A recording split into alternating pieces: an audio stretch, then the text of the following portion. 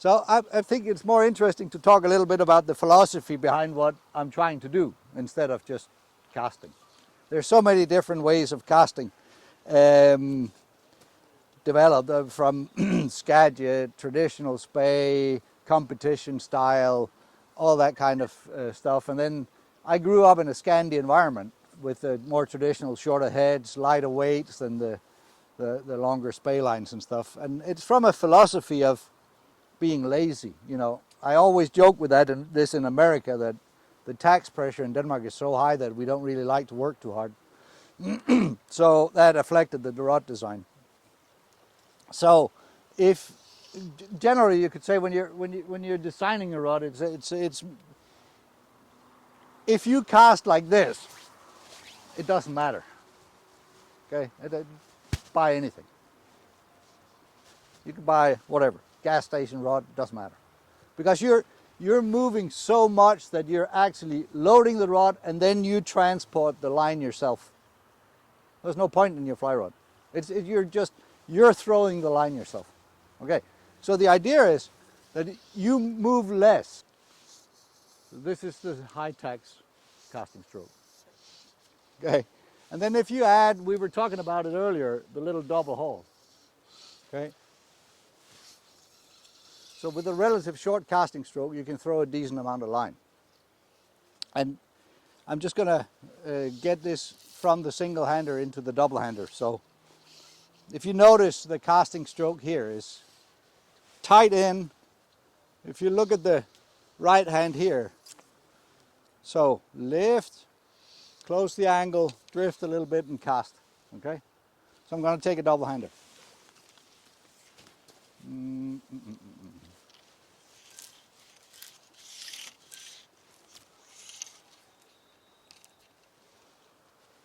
Lift.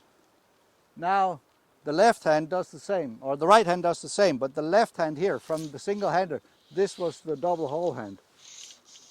Okay, right hand does exactly the same as it did with the single hander. Now the left hand is just applying the power from the butt section. Right hand doesn't do anything.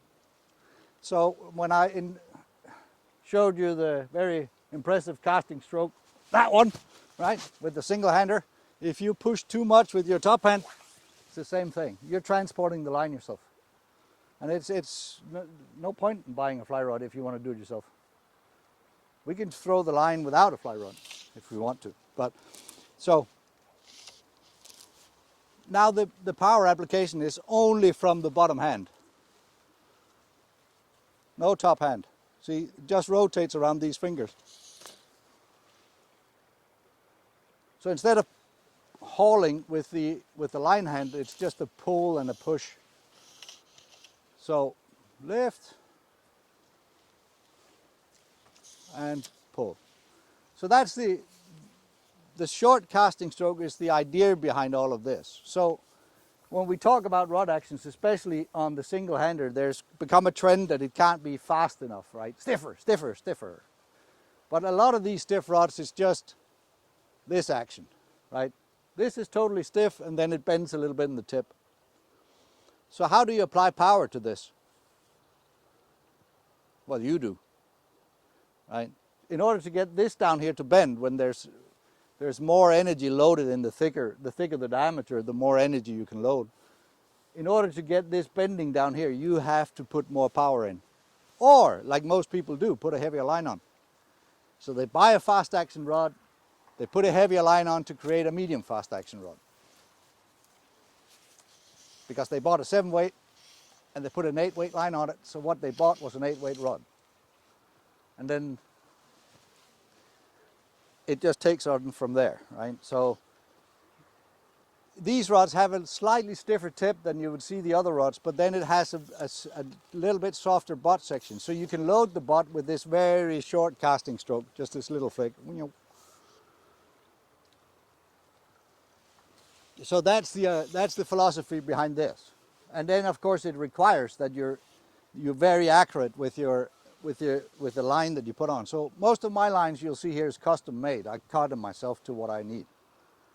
I know you can't do that today. People don't know how a scissor works anymore, right?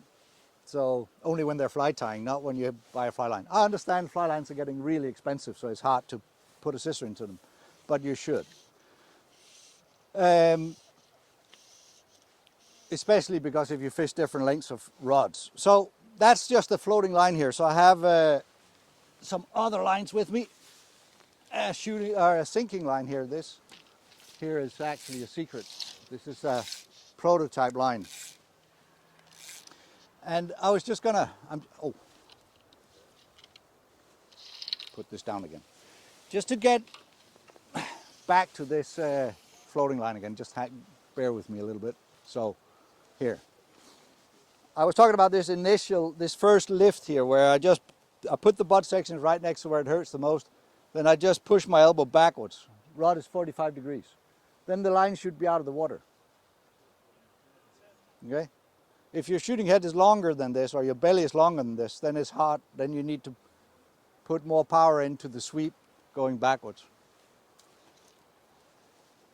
I know I'm in traditional spey country, so I have to be very careful what I say. Traditionally, people would lift the rod, and you see the competition guys, they would dip a little bit going backwards to place their anchor, right?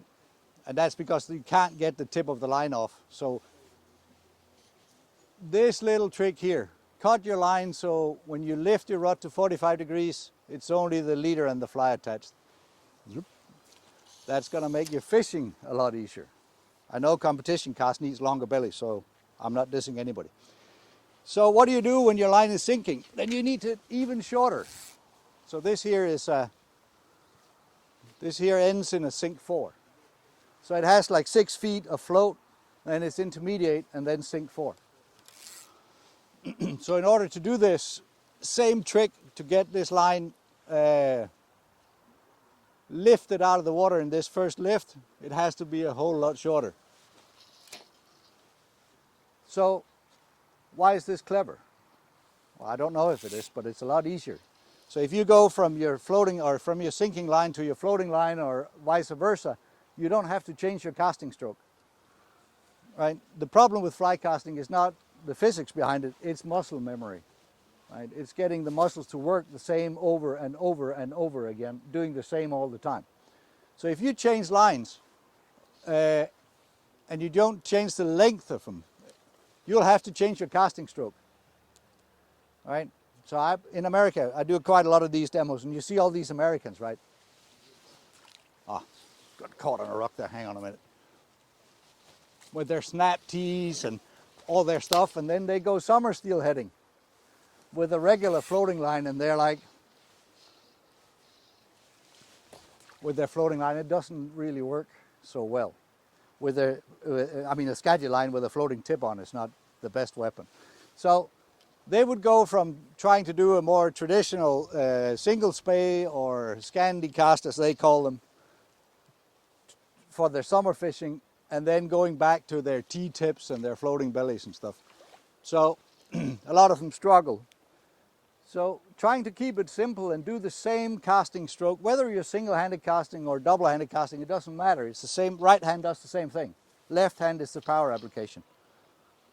Then your life is a lot easier than if you try to change your casting style or casting stroke throughout the season. So if there's any questions on the way, just pop them, because otherwise I'm just saying the same thing I did last year or the year before. So please, any questions, just fire away. Oh, got hung up there. So if you notice, and I have a monofilament running line on my sinking head, because in order to fish the fly deep, you need a shorter leader. I have quite a long leader on my floating line. It's like 20 feet, 17 feet. And on this one, it's 10 feet or something. I can't remember. 10-ish feet today without a fly on. Sometimes I would fish them even shorter, 5 feet. And then in order to balance that out, it's a mono running line. There's other reasons for it. Not just from the casting point. You know, when you're sinking line fishing, just chug it out a little bit. It's a lot easier just to lift. I know traditionally, I'm going to be Scotland, it's mend right under the arm, hope for the best, right? Okay. I guide a lot of people from here in Iceland, and I tell you, oh, got one. Came off again. So I've seen it before, but so with this mono, from a fishing point of view, and I know it's a little not so traditional, but I often fish like this. I spend a shit ton of money on buying myself the lightest fly rod in the world. I don't need to have it here. Right? I can fish like this. Then I can lift that running line off the water. I can manipulate, and this is why this line here has the floating back end. So I can manipulate the end almost as far away as it is. I can mend it down, I can mend it up. You know, you can move that back end because the mono is so light you can lift it out of the water. So I know it's a little weird, but every time you see somebody walking down the river like this, it's probably somebody from Scandi land. Okay. So, but it's a good, it's another way of thinking. I mean, so what is that mono? Well, it's just some mono. What, Yeah. £50, £50? I think this one is 50. Yeah. How do you manage that line in the water when you're sort of thigh deep? And how do you manage the mono? How do you control your hooks? Ooh, line management issues. Yeah. Now, I don't have waders on, so I can't really do it. So what I do is I count my strips. 1, 2, 3, 4. Then I hang on to it. 1, 2, 3. Then I have 2 different sizes of loops. This will sink, but if you're in fast water, the coated stuff will also sink when it gets behind your waders. So, but the trick is just to coil it up in smaller and smaller and smaller loops. So, any other questions? So when you're doing that, how do the loops work in your hand? Are they through your fingers, or how best do you hold on to that? Just sort of loop them up in my fingers. Okay. Yeah. It sinks a bit. So, and then you just let them go all at once.